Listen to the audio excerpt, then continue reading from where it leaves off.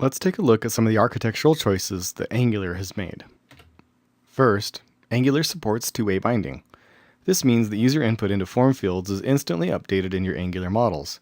That means that in most cases, you don't need to watch for specific events and respond to them, and then manually update your HTML. Instead, Angular will handle that for you. Angular also employs a technique called dirty checking. The net result of this is that you don't have to put your data into special structures and call getter and setter methods to read and write to your data. You can simply put your model data into plain old JavaScript objects, and Angular will respond whenever your data changes and automatically update your view. Lastly, Angular is built on dependency injection. This lets you encapsulate pieces of your application better and also improves testability. You can read more about dependency injection here.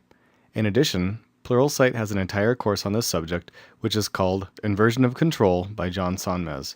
Go check that course out if you want to learn more. Now let's take a look at the primary components of Angular and their relationship to each other.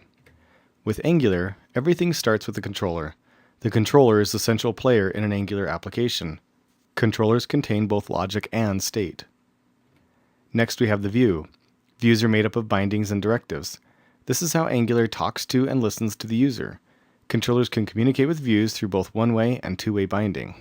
Directives, which are a heavily talked about piece of Angular, are really just part of the view.